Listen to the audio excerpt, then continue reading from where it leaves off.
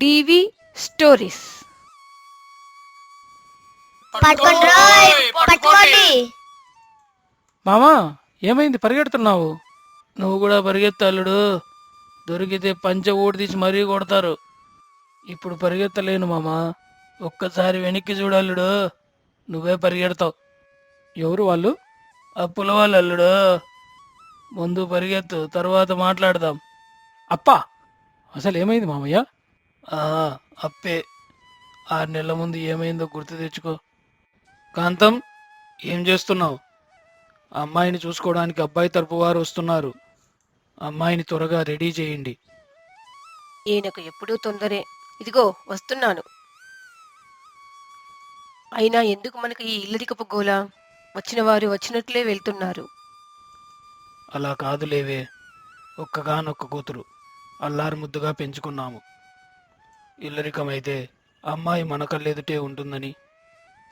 ఇలా మాట్లాడుతూ ఉండగానే అబ్బాయి తరపు వారు రానే వస్తారు.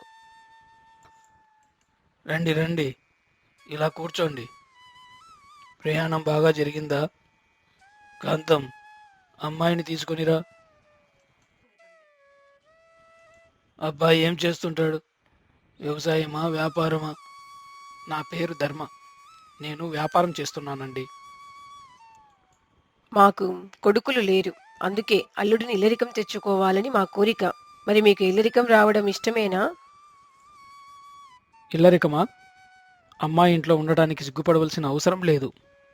నా ఉద్దేశంలో ఆ ఇంటిని ఉద్ధరించడానికి వచ్చిన మహాపురుషుడని నా నమ్మకం. అబ్బో, వచ్చాడమ్మో మహాపురుషుడు మా ఇంటిని ఉద్ధరించడానికి. ఇల్లరికం అంటే తిని కూర్చోవడం కాదయ్యా. మాకు 5 ఎకరాల పొలం ఉంది, దానిని నువ్వే చూసుకోవాలి. తప్పకుండా అత్తమ్మ. ఇక నుంచి అదృష్టం మీది, అమ్మాయి ఆస్తి నాది. పెళ్లి చూపులు పూర్తయ్యాక ఒక మంచి ముహూర్తంలో ధర్మ ఇందుల వివాహం జరుగుతుంది. అల్లుడి ఇల్లరికం వచ్చి 3 నెలలు గడిచిపోతుంది. అల్లుడు గారు, చాలా పొద్దెక్కింది. స్నానం చేసి ఈ రోజైనా పొలానికి వెళ్తావా? అత్తమ్మ, సూర్యుడు నడినెత్తి మీదికి రాకుండా పొలానికి వెళితే డి విటమిన్ రాదు. అయినా పొలం ఎక్కడికి పోతుంది? అక్కడే ఉంటుందిలే. అల్లుడు, పొలానికి వెళ్తే కాస్త నడుము వంగుతుంది కదా. నడుముని వంచడం ఎందుకు, మళ్ళీ లేపడం ఎందుకు మామయ్య? ఇప్పుడు నిలబడే ఉన్నానుగా.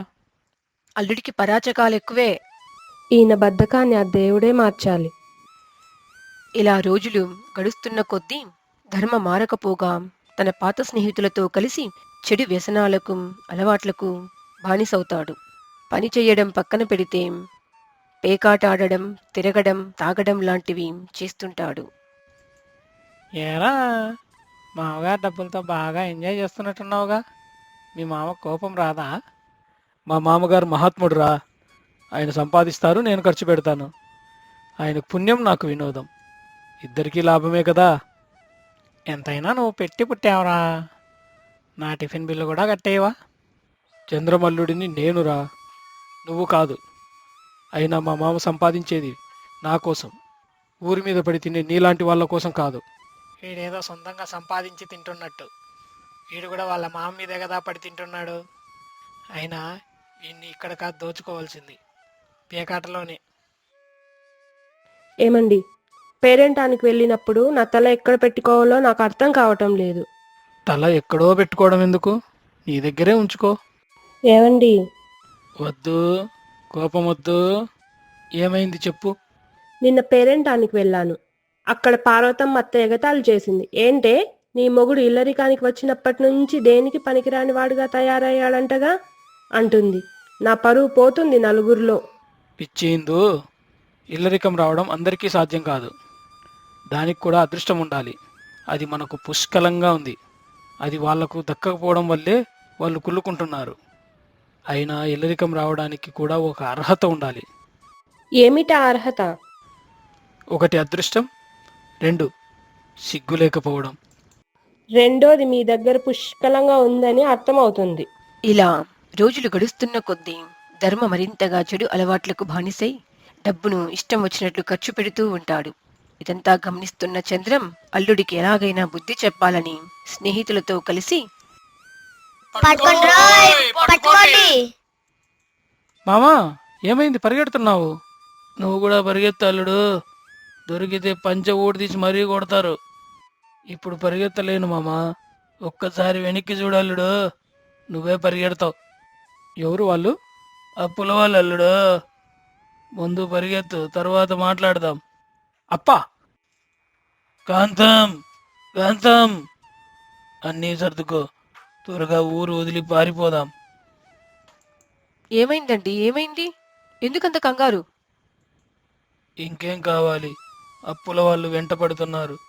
దొరికితే చెట్టుకు కట్టేసి కొట్టినా కొడతారు. ఎందుకు అన్ని అప్పులు చేశారు? అంతా నీ చలవే నాయనా. మా దరిద్రం కొద్దీ నిన్ను తెచ్చుకున్నాం. పెళ్లి తర్వాత నీ దర్జాలకి జల్సాలకి డబ్బులు ఎక్కడి నుంచి వచ్చాయనుకున్నావు? మీరు సంపాదిస్తున్న డబ్బేగా నేను ఖర్చు చేస్తున్నది. మా నాన్న ఏమున్న పిఠాపురం జమీందారు అనుకున్నావా? మాకున్నది 5 ఎకరాలే. వ్యవసాయం చేస్తే లక్షలకు లక్షలు ఎలా వస్తాయి? నీకు ఆ మాత్రం తెలియదా? మరి ఇన్ని రోజులు మీరు నా ఖర్చులకు ఇస్తున్న డబ్బులు అంతా అప్పే. అందుకే వాళ్లకు నువ్వు దొరికినా చితక్కొడతారు. నాకు ఆ అప్పుతో సంబంధం లేదు. అల్లుడు అంటే ఇంటికి వచ్చిన చుట్టపు చూపే. నేను కూడా అంతే. ఇప్పుడే నేను నా భార్యను తీసుకుని మా ఊరికి వెళతాను. ఇందు, త్వరగా బయలుదేరు. మనం ఊరికి వెళ్ళాలి.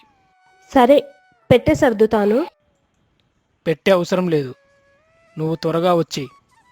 అప్పుల వాళ్ళు వస్తే మళ్ళీ నన్ను పట్టుకుంటారు. అల్లుడు, మమ్మల్ని ఇలా వదిలి వెళ్ళిపోతావా? చచ్చా, మీ కష్ట సుఖాలు చూడటానికి మిమ్మల్ని అప్పుల వాళ్ళకు వదిలి వెళ్తున్నా. వాళ్ళు మిమ్మల్ని బాగా చూసుకుంటారు. అల్లుడు, ఏమండి, కట్టుబట్టలతో తీసుకొచ్చి ఈ పూరి గుడిసెలో ఉంచారు. ఇప్పుడు తిండి తిప్పలు ఎలా? ఇన్ని రోజులు మామ సంపాదిస్తే కూర్చొని తినడం వల్ల నా బాధ్యత మరిచాను. ఇప్పుడు ఏదైనా వ్యాపారం చేద్దామంటే చేతిలో డబ్బులు లేవు. మీరు మారి కష్టపడి సంపాదిస్తానంటే నా దగ్గర ఉన్న ఈ నగలన్నీ అమ్మి వ్యాపారం ప్రారంభించండి.